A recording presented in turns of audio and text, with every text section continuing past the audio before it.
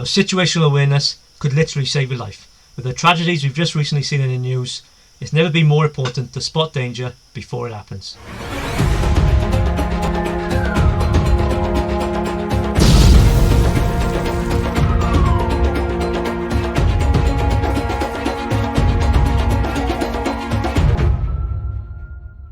Have you ever been in a busy street, a large crowd, or just somewhere unfamiliar and felt that little twinge of unease?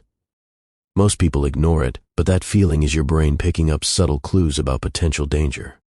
So learn the signs and stay safe, or the next victim could be you. Yes, hello, and welcome back to the channel.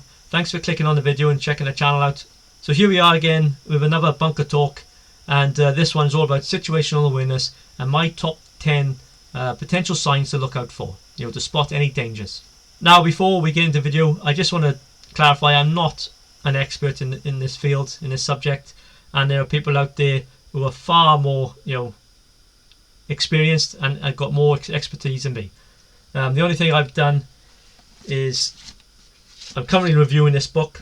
It's In the Shadow of Danger, Grey Man, and this is written by a few special forces guys from the continent, I believe, and all about their experiences, what to look out for. It's not just all about situational awareness, it's all about the grey man concept as well. But what I've done is taken some pointers out of the book and put together my top 10 signs to look out for, potential dangers if you find yourself in that sort of situation. As I just alluded to in the intro, we live in dangerous times, it seems to be, doesn't it? I'm not going to go into it on the video, but the stabbings and whatnot, and we've had it in the UK over the years and other places abroad, obviously. And yes, it's happened in the past, and I'm pretty sure it's going to happen in the future. It could happen at any time. When I'm going out to large towns or cities, this is on my list of I'm going to make sure I take these steps, and I am not paranoid, but looking out for potential dangers. So that's what this video is all about. And as I said, I'm not not expert, so if you have got any suggestions or comments on things I might have perhaps got wrong or missed out, please put them in the comments below. Please feel free to do that. I'll be interested to see what you say. And another thing before we get into the video, now there are people out there who watch the videos and don't subscribe to the channel, believe it or not. So if you are one of those guys, please think about subscribing to the channel. Hit the like button, hit the notification bell. It is free to do so, and you will be obviously notified if any new content comes out. Plus, doing so will hopefully spread the word and help the channel grow. Okay, so now we've got that out of the way, let's get on with the video. So what are my top 10 tips in regards to situational awareness and the potential danger signs to look out for? Well, number one is heads up and eye scanning. Now, most people are glued to their phones, headphones on, or they're totally zoned out. But people planning something bad are often scanning the area. They're checking who's around, who might be seeing them, and this scanning action often looks nervous or jerky, not smooth or natural like someone who's just aware of their surroundings.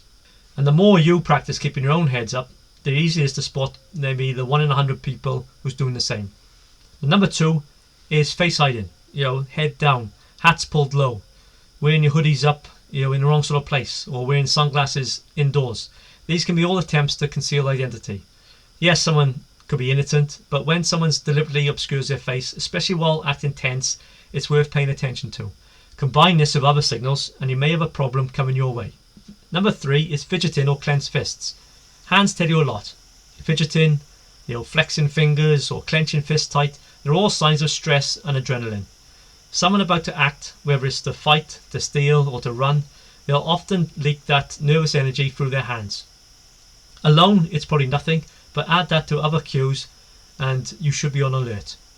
Number four is carrying or concealing objects. Some people planning trouble will carry unusual objects, or they try and hide things in their clothing. It could be a bag or a coat or a backpack that just looks odd for the situation. The key is noticing when it doesn't match the environment. For example, they could be wearing a heavy coat on a warm day, or tightly adjusting their backpack or jacket repeatedly. Maybe they're glancing around trying to make sure no one sees what's in their bag or inside their coat. It's subtle, but your brain can pick up on these micro movements. Now, someone carrying a backpack isn't automatically suspicious, But if their actions seem unusual, nervous or out of place, then maybe they're up to something. Number 5 is avoiding eye contact. Someone who looks busy, fiddling with their phone, they're pretending to be occupied, but immediately looks away when you notice them. This can be a red flag. Now, attackers often don't want to make eye contact because it risks their exposure. So just clocking someone who looks suspicious, won't keep eye contact with you or is constantly looking around, that should trigger in your brain that this guy could be planning something. Now, number 6 is the 1,000-yard stare. Now, this is the opposite behaviour of number 5, but it's just as telling. A fixed, intense stare into the distance. This can show someone who's mentally preparing for violence. They may look calm on the outside, but inside they're wound tight. That vacant, locked-in expression, that's worth clocking. Number 7 is stress signals. Watch for sweating, going pale, or looking clammy when it doesn't fit the situation. A nervous attacker may look like they've just run a mile, even though they haven't. Stress hormones can often show up in the skin before a person acts. The number 8 is sudden changes in behaviour. Now, people planning trouble often exhibit abrupt shifts in their actions or demeanour. This might include sudden stops in movement, abrupt changes in direction, unusual pacing or pausing, excessive scanning of their surroundings, or unexplained hesitation. These behaviours can be indicative of someone who's preparing for action, or they're assessing a situation, or they're reconsidering their approach.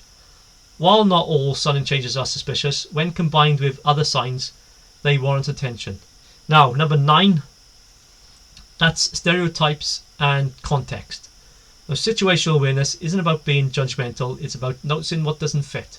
If someone looks or acts out of place compared to everybody else in your environment, don't ignore it. Maybe it's nothing, but maybe it's your early warning system kicking in. Now, number 10, the last one. What is number 10? Well, it's trust your gut. Now, your instincts are powerful. Most victims always say afterwards, oh, I knew something was off, but they ignored it. They ignored that feeling. Well, don't. If you feel uneasy about a person, a place or situation, listen to that internal voice. Leave, change direction or create distance. That internal alarm, that's there to protect you. Now, situational awareness isn't about being paranoid. It's about staying alert in places where risks are higher, like large crowds or unfamiliar streets. The more you practice spotting these signs, the easier it becomes to trust your instincts. Remember, if something feels off, don't ignore it. Create distance, stay aware, stay safe. And please, share this with family or friends who maybe spend time in busy or unfamiliar places. One day they may thank you for it. So that's it, guys. Pretty brief, I know, but that's the video and my top 10 tips on signs to look out for to maybe spot potential dangers. I will be doing another video on situational awareness, like a follow-up to this video on my top tips to improve your situational awareness. So look out for that. That'll be in the future. But for now, that's it. If you have got any suggestions and that, please put in the comments below, as I said before. And if you haven't done so already, please think about liking, subscribing, hit the notification bell. And if you do like the videos and you want to see some more, check that one out and that one. And I'll catch you again next time. All the best.